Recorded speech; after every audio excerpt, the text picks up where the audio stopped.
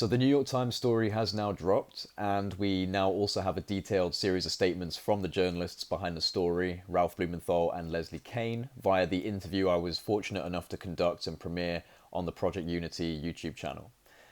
The article has definitely caused some waves in both the UFO community and the mainstream sector, and today I'm here with Michael W. Hall, aka the Paranormal Lawyer, and we're here to discuss the most recent article in the New York Times by Leslie Kean and Ralph Blumenthal, discussing the possibility of UFO crash retrieval programs, which is bolstered by quotes included within the article made by Dr. Eric W. Davis and former Senate Majority Leader Harry Reid. Michael and I are going to talk about a certain area of this article that we feel, for all intents and purposes, has been overlooked by the majority of the UFO community, and so that is something we want to highlight today in this discussion, amongst other things. Now, some of you will be aware that Michael Hall was the first person within the UFO community to be contacted by New York Times investigative reporter Ralph Blumenthal regarding, at this point, his and Leslie Kean's interest in pursuing the Admiral Wilson leaks for a potential story in the Times. Now that the story is broken, we can see that there is no direct mention of the Admiral Wilson Eric Davis document leaks, aside from a little detail that we will address and expand upon throughout this discussion. I also want to apologise for not being on camera for this discussion. I was using my phone during the recording and I was not in a location where it would be easy for me to do a video, so I do apologise for that. But without further ado, we are now going to jump into a pre-recorded interview that I did with Michael yesterday. I just want to make a quick disclaimer. I lost the first 8 minutes or so of this recording through Skype, and so the very first part of this conversation will be taken from Michael's Facebook live stream that he had running during the interview. So the audio quality will increase after the first 8 minutes or so just bear with us on that. Thank you, and I hope you enjoy. Well, I'm listening to you on Skype, all the way from the UK, and right now it is 5:45 a.m. my time in the Pacific Northwest, and I am recording on Facebook Live on the Michael W. Hall channel and on the UFO I-Team channel, just in case we get cut off on one or either one of the Facebook pages. And I thought it would be really important to, first of all, give you all the kudos in the world regarding your interview of Ralph Blumenthal and Leslie Kean yesterday. Oh my gosh, you were a consummate professional under pressure, literally asking all the questions that everyone had on their minds, and there was a lot more background that came out of your interview regarding their thoughts, their feelings about the article and how it went. So congratulations, by the way. Thank you so much for that, Michael. I mean, I was, panicking before it happened. I was like, I don't know if this is going to go well. Is everyone going to like what I ask? And, am I going to fold under pressure? Am I going to be able to ask the right questions? Because obviously these two individuals, they know how to work their way through an interview. And, this is above a level that I've ever interacted with. So I am unbelievably happy that the community on a whole, 99.9% of the response I've got back were saying that it was fantastic and that they loved it. Yes. And for you stepping up to the plate and asking some of the hard questions, I can't imagine that anyone else in the mainstream media would have really kept their feet to the fire on some of those questions that were very appropriately asked, by the way. I mean, there were, some interesting things in the article that needed to be clarified. And I thought both of them, literally, these are the top of the line as far as journalistic, capability goes. Both of them, Leslie and Ralph, did a wonderful job, I think, of responding to your questions.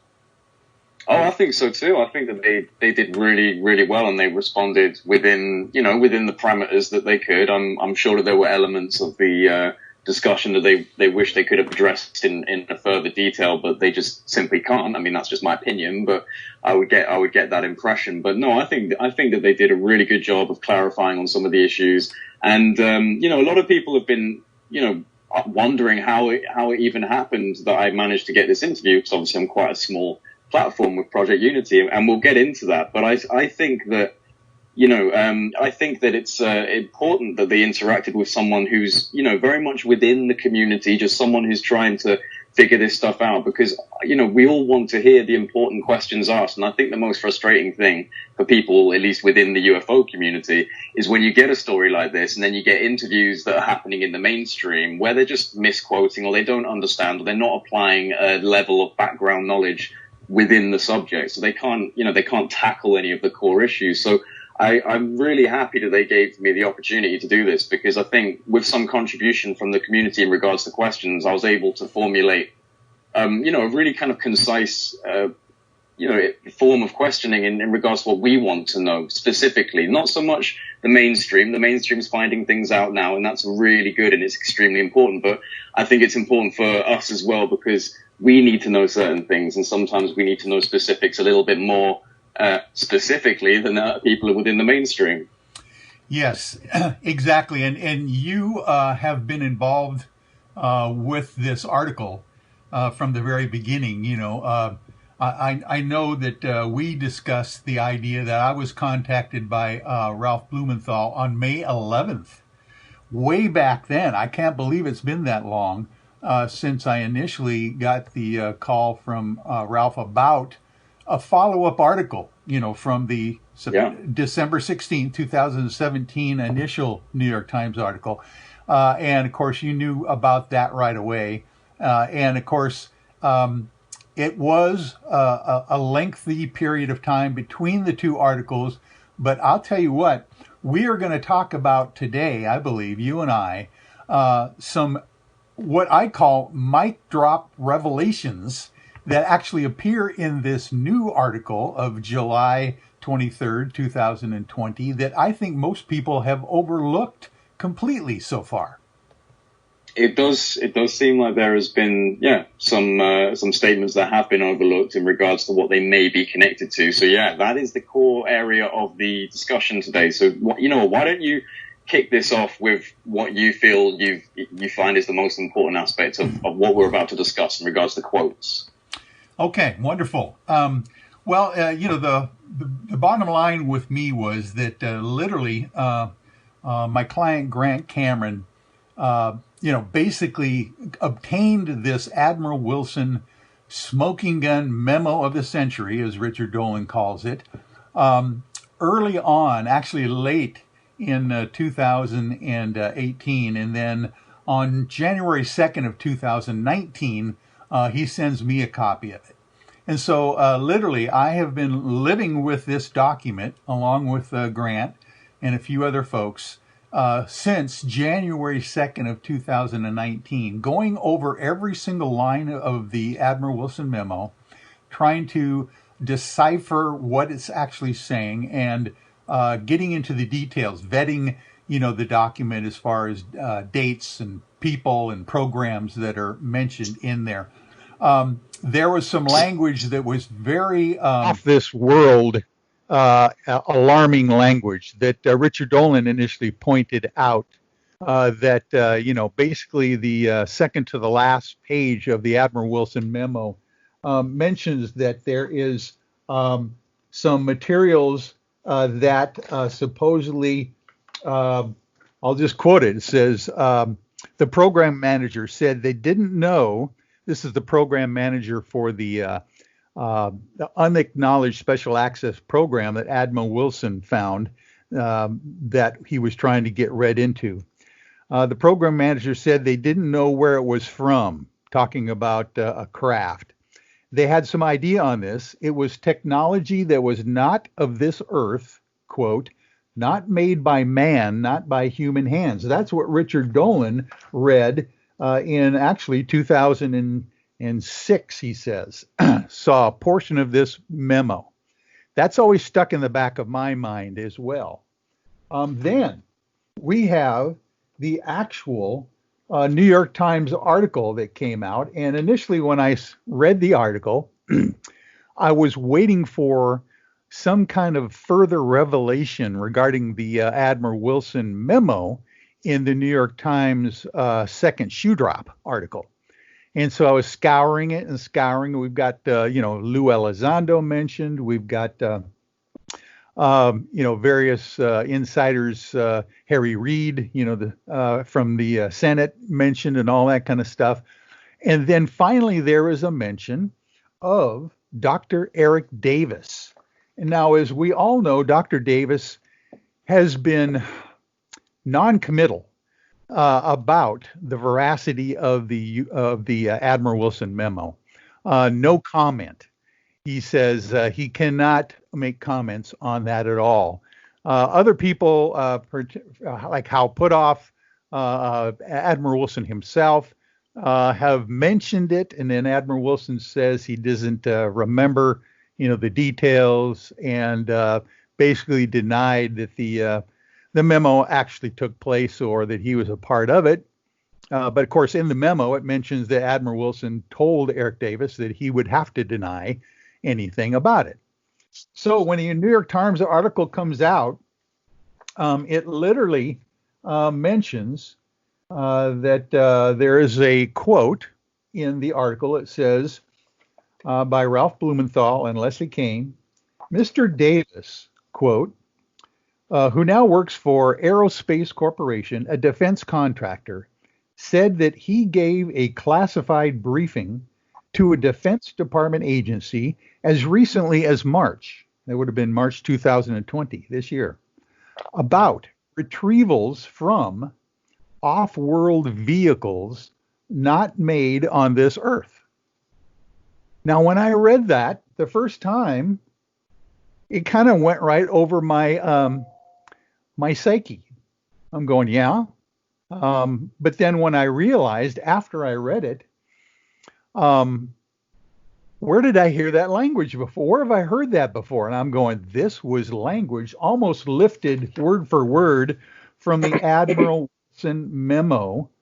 And they are quoting Eric Davis as reiterating the fact that he literally briefed a classified briefing of a Department of Defense agency as recently as March about retrievals from off-world vehicles not made on this Earth. So I came up with a little article of my own, basically titled it Historic Alien / UFO Crash Retrieval Disclosure Mic Drop. And then I added the actual in parentheses, get ready for a brand new round of Pulitzer Prizes, I believe, here regarding maybe Leslie is going to get hers this time around, I'm hoping, maybe even Helene as well, but Ralph Blumenthal for sure. The idea being that Dr. Eric Davis, I believe, in this article confirms for the first time ever to Ralph Blumenthal and Leslie Kean of the New York Times the content and veracity of the Admiral Wilson UFO smoking gun leak of the century. Well, to give it a direct quote, because it says it was technology that was not of this earth, not made by man, not by human hands. So it's the fact that it says not of this earth. I know it may seem pedantic to some, that we're almost like we're focusing on a micro element, but there are many ways to word technology that's supposedly extraterrestrial, and to say not made of this earth or not of this earth, that's not really a normal terminology, in my opinion, in terms of how you would normally word that, especially in an article. And so it seems to me, at least, this is a direct correlation to the Eric Davis notes. Yeah, exactly. And previously, Stephen Greenstreet had tried to pin Eric Davis down on this memo, on his some of his interviews that he has given, and Eric Davis has been very, very guarded in his responses, and he says, I cannot comment on that due to my clearances that I currently have. And of course, they're also in the New York Times article confirming that he is still working, for this aerospace corporation, and that he probably does have then more or continuing, clearances that he has to be wary of.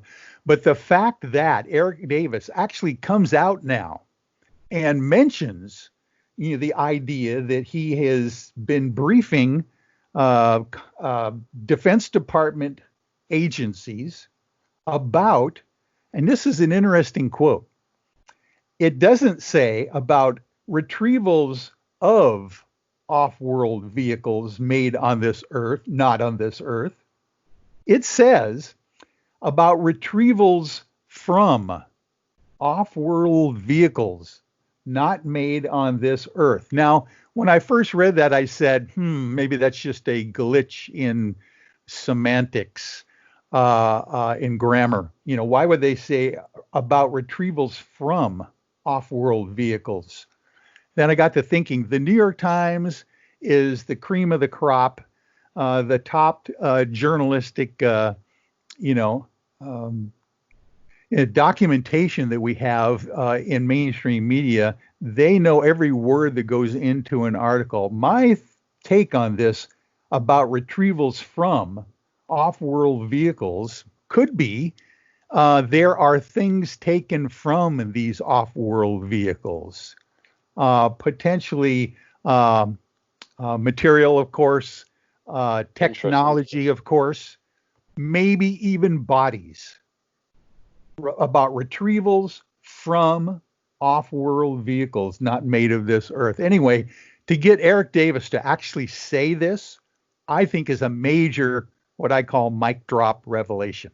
This is the first time anyone involved in the Admiral Wilson memo has gone anywhere near confirming the content and the veracity of the memo. Thank you for taking the time, because I literally have been chomping at the bit ever since the 23rd to try to get someone to talk to about this. And you're the perfect outlet for the idea that there is more to this New York Times second shoe drop article than I think people realize.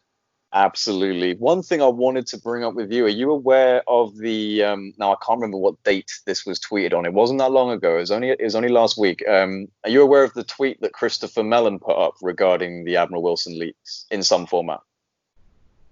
I might not be. You can elucidate me on what it said. Yes, there's a guy on Twitter called Dr. Sunshine, and he was asking, he'd tweeted Christopher saying, Chris, why not bring in this Wilson guy and ask him to spill the beans? And Christopher Mellon responded with, the congressional oversight committees have that option, but I doubt they take this seriously enough to pursue. And then he says, the author is not commenting, and the Admiral, brackets, as promised in the memo, close brackets, disavows it. So for now, it remains a case of he said, she said. Now, before I jump in on your opinion, I want people to realize that Christopher Mellon, former, Deputy Assistant Undersecretary of Defense, is an extremely serious person who is very careful with how he words his public statements. And he says very clearly here, not the supposed author, not maybe the author, he says the author, and he also says as promised in the memo, not as supposedly promised in the potential real memo. He says as promised in the memo. So are you aware of that comment that he brought up? You're the first, this is the first time I've heard that comment. So, oh my, that just adds more and more, adds more weight to the whole idea of this memo, basically as proven, as far as I can tell, to the legal standard of by a preponderance of the evidence, the truth and veracity of it. This just adds more and more weight to that idea. Idea that literally Christopher Mellon, another insider, is tying potentially Eric Davis as the author again, and the fact that Admiral Wilson in the memo itself stated to Eric Davis at the time that the memo was being recorded or written down that he basically would have to deny anything in the memo anyway. Yeah. Well, this is the thing, because Christopher, again, I'll highlight this, is very particular with how he words things publicly, and he could have very easily said the author is not commenting, or he could have said the supposed author is not commenting. And the Admiral has recently declined any involvement in this, and cited the recent articles in which the Admiral, has given his denials. He could have genuinely just gone down the route of speaking about the Admiral's denial being a recent thing within the article, but he specifically relays it back to the fact that the Admiral said he would deny any and all allegations if this information was to come out within the Eric Davis notes. So I feel this is a very clear pointer that Christopher is trying to get people to realize subtly this is legitimate. Yeah. Oh, that's quite a revelation. That is a really good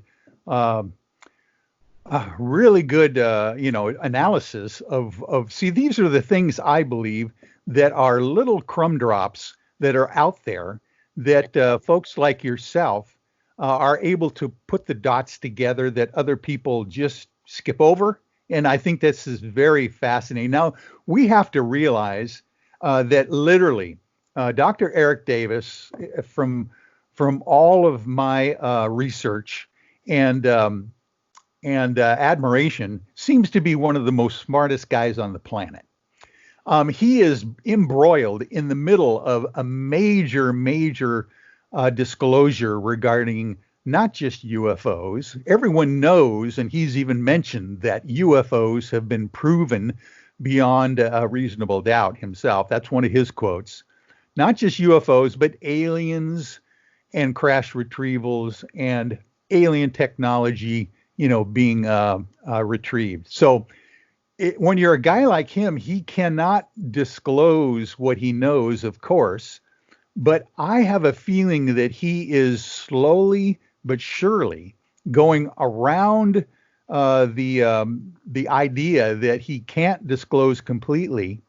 But the fact that he was interviewed by this in this New York Times article, he actually was able to squeak out a new Easter egg for all of us, I believe. Literally, when he says that he is now confirming that he's done these classified briefings with Defense Department agencies as early as March, by the way, of this year, and dealing with retrievals from off-world vehicles not made of this earth. Now, he can get away with that kind of statement in a general way, but literally, I believe it goes all the way back to confirming the actual content of the Admiral Wilson memo.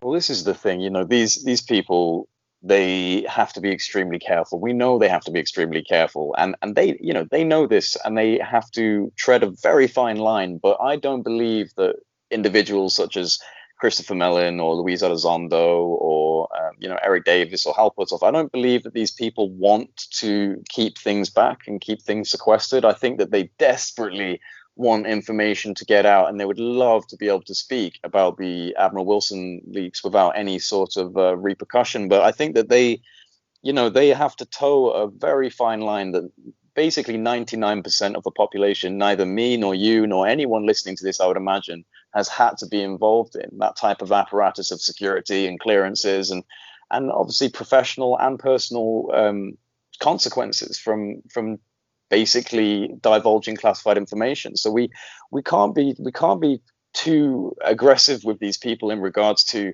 demanding that they release classified information, but at the same time you have to really take apart the things that they say and the things that they do and the statements they give, because this is a time where actually the small details are the big details. And I think that people will sometimes, as you said, breeze over just casual tweets by Christopher Mellon saying things like the author is not commenting and the Admiral promised in the memo. These are important things. This is evidence of them going as far as they feel they can go, in my opinion. And I just feel that, people are too heavy on the fact that, they need to drop everything at once. They are dropping everything they can, in my opinion. And if they try to drop everything at once, it might just completely ruin everything. It might just deplatform everything. They might even get arrested. Who knows? It's a very difficult scenario we're dealing with in terms of the superstructure, because we don't fully understand the superstructure that's keeping the secrecy in the black. I think what my point is that we need to focus on the little details of people like this, because it's the little details that they're trying to drop. Yeah, no, it's happening all around us on a daily basis. We've got the folks that are the young guns out there doing the research diligently on many fronts. We've got yourself at Project Unity. We've got the old gunslingers, like Grant Cameron and Richard. Not old. I'm sorry about that. I'm just as old as they are. But Grant Cameron and Richard Dolan and Leslie Melinda Leslie. I'm sorry. It's a little early in the morning. Melinda Leslie and folks, and of course, Linda Moulton Howe and all those folks that have been doing this for decades out there, literally, basically coming at this idea and chipping away at the big picture. And literally, I am saying that if this was a giant courtroom and this was a trial that we were all participating in, literally, this is all collateral evidence that goes into the trier of fact, which would be the jury, which now is the entire planet, picking apart the evidence that we are presenting and coming up with a verdict. And when you have people coming in to testify that they have different parts of the story, and they are able to corroborate certain elements of that story, when you look at the big picture, then that's when you put the whole thing together and you realize that this is about as close as we could ever come at this point to full disclosure without complete confirmation from the federal government or the president of the United States or whoever that all of these things are true. So I believe that we literally are coming to the point where we have confirmation via the weight of the evidence now that these things are happening on a daily basis, and it's not going to take too much more to tip that house of cards completely over, and everything will be coming out soon. Well, as a few people have said, the toothpaste is pretty much out of the tube at this point, and it's just a matter of squeezing the rest out. And it's a poignant moment in time. I really do think that it is a poignant moment in time that people need to be more turned on to this subject, more aware of it. And one thing that I've said a few times now, I've mentioned it a couple times in recent videos since the publication came out, is that the UFO community on a whole is oversaturated sometimes with information and different claims. And we pride ourselves on digging deep into these subjects, and so many of us have quite a detailed background knowledge of things going back to circa 1947 and beforehand. And so it's frustrating sometimes, and I understand some of the frustrations that have come out after this publication, because a lot of people in the community feel that there wasn't enough information, that, there could have been so much more about crash retrievals. There could have been more about the Admiral Wilson documents. And, all I would say is a few things. One, it's a progression. It is. You can't have everything at once. You just can't. And it is a progression. And the world outside of the UFO community is no way near as informed as, basically one of our most uninformed members, I would say. There's so much information to digest. And if you're not taking part in an active research of that information, you're not going to be privy to understanding things about S4 and Lockheed Martin and reverse engineering, or even going back to the potential Nazi German connections to electrogravitics. This stuff flies over the face of most people, and I think that people in the community, including myself, because we're so used to going through all this information, we forget that the outside world, because we are a niche at the moment, unfortunately, the outside world does not have the same information. They have not looked at the same information. And so for them, a New York Times article that speaks about crash retrievals, crash retrieval programs, sensitive, Department of Defense briefings on retrieval. This is mind blowing to your average consumer and to your average person who digests mainstream media. And so I would just ask people to not be too disheartened, because there is an ongoing investigation and subsequent publication effort. This is ongoing. This is not the end of anything. This is very much a marker, in my opinion, of the beginning. We have just had mention of crash retrieval programs in the biggest, or at least one of the biggest mainstream media publication platforms in the entire world. That is game changing. Yes. When we have to step back in reality a little bit, the people that have been living with potential disclosure of alien life on other planets, visiting our planet, crashing and retrieving technology that we've done here potentially on the planet here. We have to realize that this is a huge revelation that we've even gotten this far in a relatively short period of time since that first article came out in the New York Times, only December 16th of 2017. If anyone in the field would have asked themselves even 5 years ago or a decade ago that they thought maybe that they would be in this position at this point, I don't think anybody could have even thought of being in this position. Then it also, one last thing that I think is so important to keep in mind, because you mentioned, getting the toothpaste out of the tube. And in reality, it's that last small bit that is very difficult to get out of the tube of a toothpaste. It always is the last part. That's pretty true. Pretty doggone done, and you just, you don't have any more. You need to get some more out. But here's the bottom line I've always tried to keep in mind.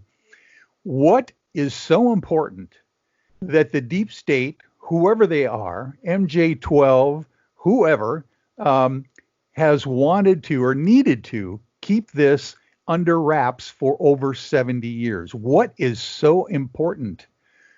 That means to me that even the truth that the ufology community is after could be quite amazing and shocking, is what I'm saying. We need to be prepared, all of us, I think, to think outside the box in reality of what really is going to be disclosed.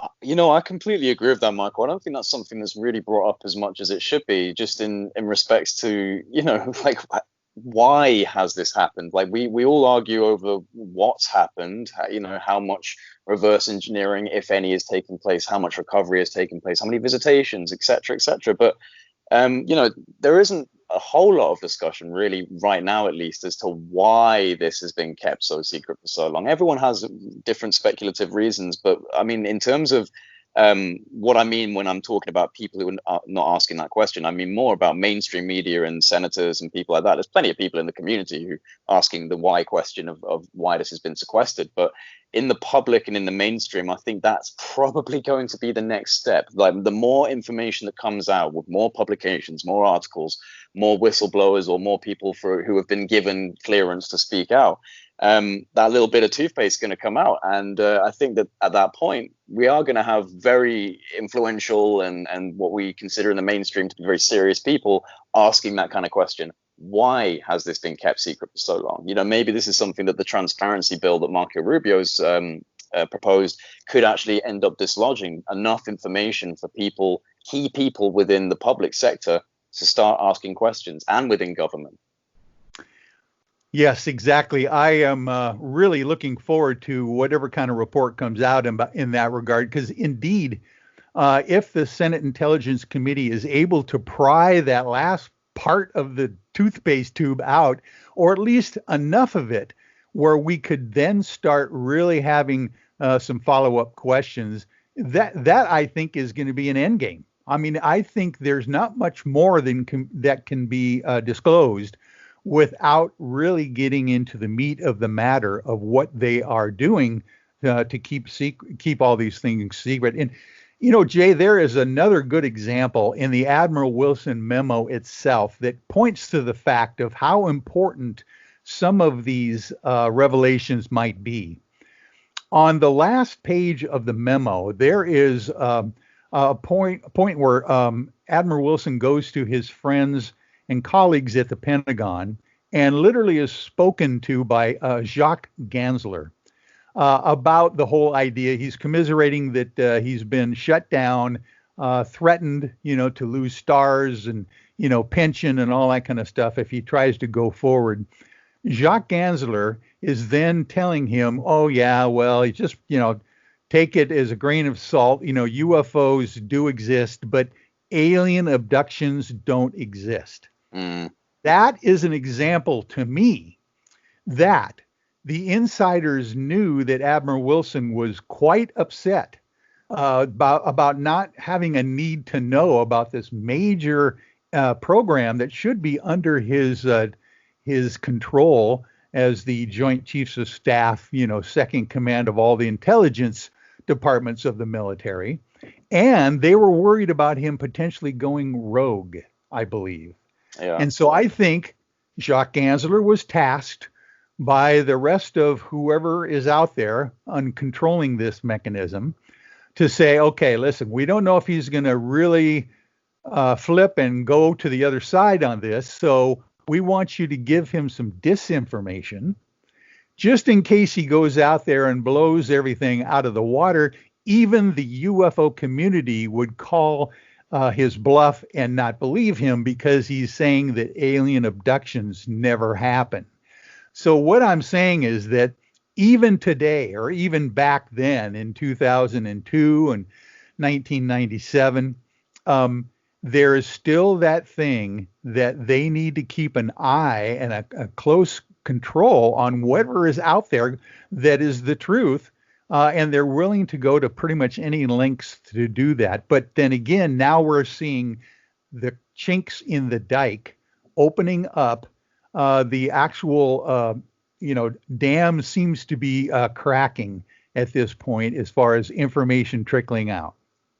I agree. And that leads to speculation, obviously, regarding the content of the latest New York Times article, because a lot of people were expecting that there was going to be a lot of content about the Admiral Wilson leaks. And, I'm going to be perfectly honest, and speak from a slightly more informed position, because me and Mr. X and myself, we did this 3-hour breakdown of the Admiral Wilson leaks. It was up for less than 24 hours before we were contacted by Ralph Blumenthal and Leslie Kean.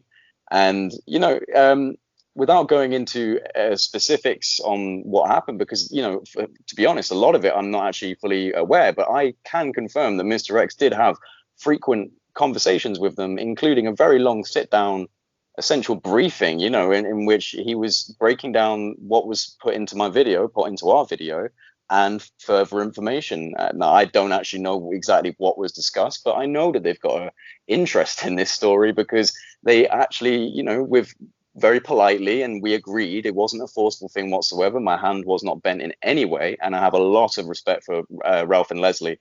So I don't want this to be looked at as if I'm trying to paint a target on them, because I'm absolutely not.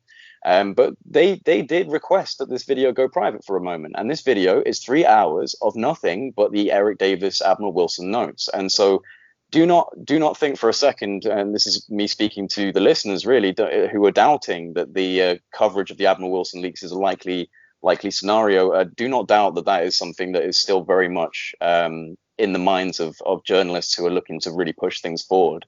And, this is not over for the Admiral Wilson leaks whatsoever. Oh no! This is just the starting gun to the 100-yard dash towards the finish line. Is what I think. I think now that the New York Times has opened up the door, have literally gone to the sources of the Admiral Wilson memo, Eric Davis, of course, and receiving quotes like this. Literally, that is just going to be the beginning. And a basically green light for other journalists, other people out there that are that are working in the thick of this matter, to literally start digging deeper now. I think this will be just the very beginning of the whole idea that the 15-page, almost single-spaced, by the way, Admiral Wilson memo is so chock full of information. Things that can be corroborated, that can be followed up on. I think that's what's going to happen next. I completely agree. I think that something like that. Well, this is the thing with the New York Times, and again, I will say there's people that wish there was more information in there, but there is enough information in there, and the New York Times, where they lead, people follow. And when we're talking about publications of other mainstream media outlets, when the New York Times puts something out, it gets put out pretty much everywhere else. And so when you're looking at a story like this, that's opening up a new arena when we're talking about crash retrievals, which have not been talked about in a mainstream media publication like this ever. when you're talking about that type of thing, I think it does give carte blanche essentially to the other publications, the other journals, the other editors to go, you know what, let's have a crack at this. I mean, look, the New York Times is taking this seriously. The New York Times has been putting out stories from 2017 to 2019 to 2020. Yeah, let's jump on this. And I think that is going to be the opinion, because it's about a destigmatization, and the stigma of this subject has been present for decades. That doesn't just vanish overnight. And there are still little quips. You'll still watch the news and you'll hear well, what do you think, Frank? Are we alone out there? And it just makes you want to roll your eyes into the back of your head, because it's like, well, obviously not. No, we're not alone out there. But at the same time, you're seeing a lot less of that. You're seeing a lot more Senate Intelligence Committees taking things seriously. You see a lot more, we've got brand new reports from fighter pilots. This is a destigmatization process that does take time, but we're now seeing a vast increase in momentum, in my opinion, with articles such as the one that's just come out. Yeah, and indeed, we are literally dealing with a mindset, changing the mindset of an entire planet. And we're not talking about folks that potentially are into this subject, like yourself and others, myself included. We are talking about people who have no clue about what we're talking about, who have history and culture and religion and a belief system that needs to be expanded. That's what we're talking about. Right. And in reality, that's what the New York Times is taking a lead upon. They are leading us into a higher consciousness, believe it or not, probably about as fast as most people on the planet can take right now. And I am really excited to see how the younger generations out there, by the way, are dealing with this, because I think they've lived with the reality of the planet being much larger and the universe being much more complicated than we had ever thought as baby boomers, or whatever past generations have been dealing with this stuff. We have to keep reminding ourselves that I can remember being in high school in 1969 when supposedly we landed on the moon. And my gosh, that has not been that long ago in the collective memory of our society. And now we're talking about the idea that indeed we are not alone in the universe. That's one thing, but that the universe seems to be visiting our planet on a regular basis, and probably has been for millennia. Well, this is again, this is something that I've brought up as well, and it's the fact that when you're looking at this kind of story coming out, and obviously people becoming aware of it in the way that they are, and the younger generations becoming aware of it, it's really important that the younger generations become aware of it. I'm 25 years old, so I'm just at the beginnings of my adult life, really, and I want to see this stuff really happen. And I think the most important point to focus on when it comes to like the fact that things could actually be changing in this time period is, yes, there has been a structure of control that predates the Romans. It's not like we're in a unique situation now where the rich benefit and the poor are subjugated to suffer. Like that's been kind of the way things have rolled for a long time. But what is the key difference? The internet. The internet is the key difference. Like I'm telling you, because the capacity to share information in real time across the globe with everyone has completely changed the way in which people are able to learn, and it's completely changed the way in which channels of learning are utilized, i.e. the official programs and national television and news. It can be subverted by more independent research and more independent programming. And so I think we're in a really unique time period in which we have so much information coming our way that people are developing and learning about many different topics, in a time period that they would never have done before.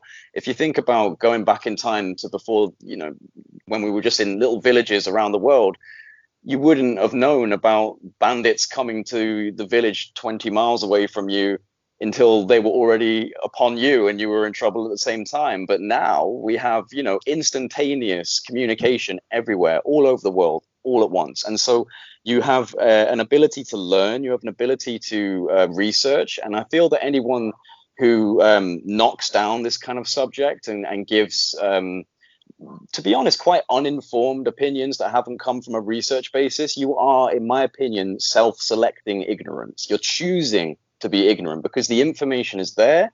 You just have to have the capability to sift through some of the bullshit, because there's a lot of it, especially in this subject. But no, I think that, this is so key now, because we are in a changing time. We're in an extremely transitory period. We've got coronavirus. We've got an insane American president. My prime minister is not much better. He's like a discount version of President Trump. We've got Black Lives Matter, and we've got all of the protests in America, and we've got people wanting different changes. And at the same time, you've got oh my gosh, you've got the Epstein situation, where the elites in horrific circles of networking and child trafficking are being, challenged and brought down with Prince Andrew and all of so many things. And then you have, on top of that, UFOs, crash retrievals. The world is changing. It is happening in front of our very eyes. And for some people, if they've been living through this for decades, or just years and years of trying to push this forward, it can seem so tiring. But now, and I'm saying this from a fresh perspective, as an underdog, as a new person on the block, fresh eyes, as a younger generation person, I'm seeing this happen at a rate that I think is exponential. Yeah, exactly. That's what I'm seeing as well. I am so pleased to be able to be alive at this point on the planet, right? To be able to observe this and potentially even be a part of this mass awakening of consciousness on the planet. That is why I think it's so important. You mentioned the internet revolutionizing thought on a collective basis. That is why it's so important to keep that internet ability and capability free, and be able to forget about these the constrictions that have been put on these things by some of the basic monopolizing companies that own, many of the channels that people have to use pretty much, to get out there. So it's so important that we keep the pressure on the powers that be as far as public opinion goes, because I'll tell you what, it makes it makes a heck of a difference. In reality, if the planet and if society comes together and makes up their collective mind that they are going to either not stand for something or stand for something, there is little, if anything, that's going to be stand in their way. I couldn't agree more. Is there anything else that you kind of wanted to go over with this? I feel like we've covered some really good ground. Obviously, we've done the quotes and the importance of highlighting the correlations between the Admiral Wilson documents and highlighted the fact that we do not believe that it's kind of gone into the shadows, and there will be further publications. Is there anything else that you wanted to touch on? No, Jay, thank you very much for this opportunity. I think it would be advantageous just to kind of recap basically the premise of the idea that I called you on. The whole idea that I'm thinking as I was ruminating over the actual language and quotes in the New York Times article of July 23rd, 2020, from Ralph Blumenthal and Leslie Kean, it hit me very hard, the language that they were quoting to Dr. Eric Davis being almost exactly the same language that is being used in the Admiral Wilson memo. Basically, the idea that Admiral or Mr. Davis has been having classified briefings to Defense Department agencies about retrievals from off-world vehicles not made on this earth. That just hit me big time. I'm thinking that this is a roundabout revelation that basically changes everything. There we go. It's not over yet, folks. Michael, thank you so much for coming on. It's been awesome. Thank you, Jay. Yeah, wonderful job.